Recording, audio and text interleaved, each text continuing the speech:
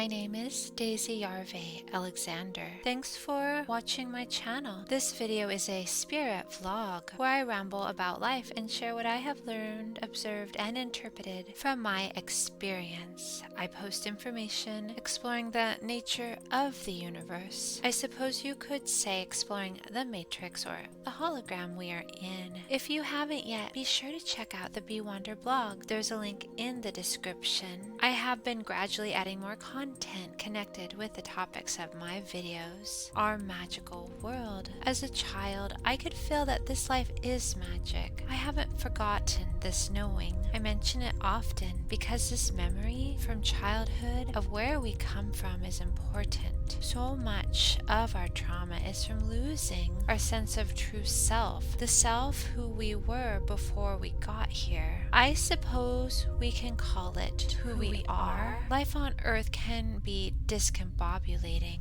I knew then that we live in a world of beauty, and it is friendly and it is kind, that the universe has my back, and there is nothing to worry about. I've forgotten this often, yet I always remember it. At the same time, as a child, I experienced many so-called negatives. I think that is the paradox, to experience such challenges, but to know you are blessed and live in a magical world, a dichotomy of opposites. And looking at the world from a metaphysical perspective, as my memories from arriving in this reality align strongly with a mystical and metaphysical perspective, it is not simply that we can control reality, yet there is a sweet interconnection and interaction with the forces that surround us, that things are purposeful in a loving way, and there is a mystery that cannot be defined or quantified, because we are in an ocean of possibilities that we bring into focus. Thus, we influence reality through our focus. If we are the conscious universe, then there is no division or limitation. Any belief in division or limitation is then a belief in a mirage, and this is Maya. Row, row, row your boat gently down the stream. Merrily, merrily, merrily, merrily, life is but a dream.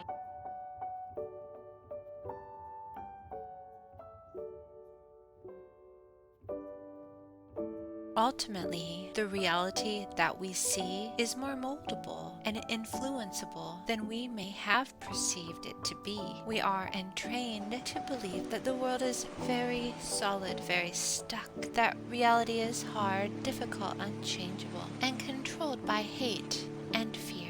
And this is true. If you are in that mindset, then yes, life is solid, difficult, with sharp edges, unchangeable and mean, stuck in one unchanging form. The more real this truth we believe, we will perceive, the more we experience it to be so.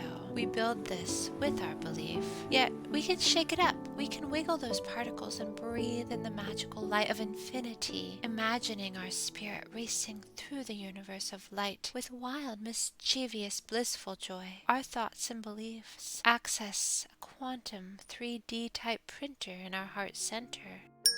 If quantum particles are not limited by the laws of science, at least as we know them today, and we're made of the same particles, then can we do miraculous things as well? Greg Braden asked this question in his book, The Spontaneous Healing of Belief. Braden writes how quantum theories suggest that the universe and our bodies are made of ever-changing fields of energy, and that these ever-changing fields of energy interact with one another. To create our world, this interaction can create possibilities rather than certainties. A key thought here is that it is important to us because we are part of the energy that is doing the interaction, and it's our awareness of this fact that changes everything. We do not need to know advanced science or philosophy. We do not need to know advanced science or philosophy. Did I forget to say? We do not need to know advanced science or philosophy to know what we truly are. No need to get stuck in the quagmire of seeking validation for your understanding. The knowledge is there. Do what you can with what you have where you are, because it is all right here.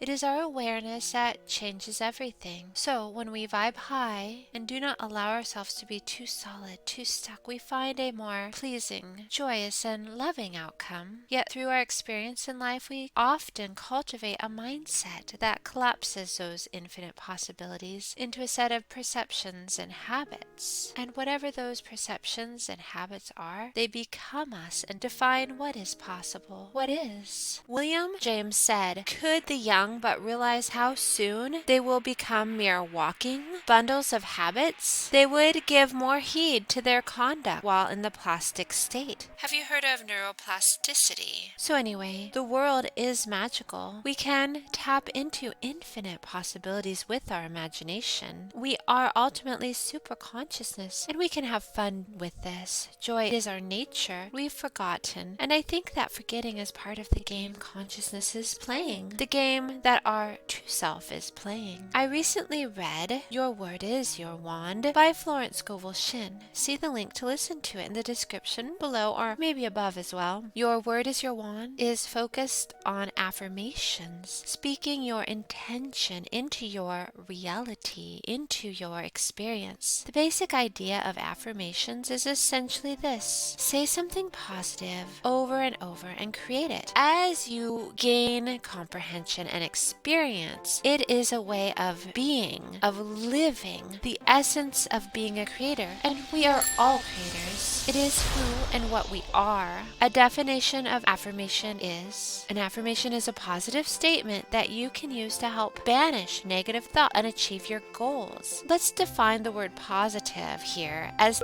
the outcome you are focusing on, a possibility that we would like to collapse into an experience in the material physical realm, taking it from the conscious thought to material. On a base level, affirmations interrupt the conversation in your head. According to a study conducted by the National Science Foundation, the average person has about 12,000 to 60,000 thoughts per day. Of those thousands of thoughts, 80% were negative. 95% were exactly the same repetitive thoughts as the day before.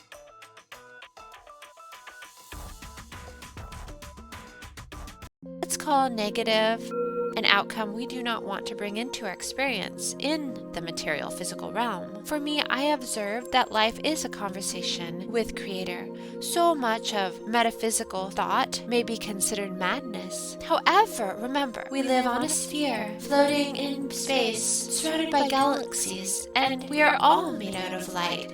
So we may want to consider more than the info that is fed to us and start listening to our inner voice and expanding our worlds consciously. So with affirmation, we are directing our subconscious mind. Our conscious mind is at a level of awareness. We can use this awareness to direct our life, to program it. Our subconscious is the program. Bruce Lipton talks about how we are basically in a subconscious state the first 7 years of our life, theta. This is when we as humans are gaining the base programming to function in this world as humans. If we feel deeply and back that feeling up with words of sincerity, we would achieve everything we wanted to and more. What we feel deeply is impressed upon the subconscious mind and carried out in detail. Florence Scovel Shinn wrote, "There is a perfect picture of this in the superconscious mind. It usually flashes across the conscious as an unattainable ideal, something too good to be true. The superconscious is our true selves, flashing thoughts and ideas into our awareness. These are beliefs to be programmed by us into our subconscious so that our conscious self, our daily selves, experiences them." A powerful affirmation is, "I cast this burden of lack to the Christ within and I go free." Or you could change this around. For instance, "I cast this burden of resentment to the Christ within and I go free. I go free to be loving, harmonious, and happy." This comes from the book Your Word Is Your Wand.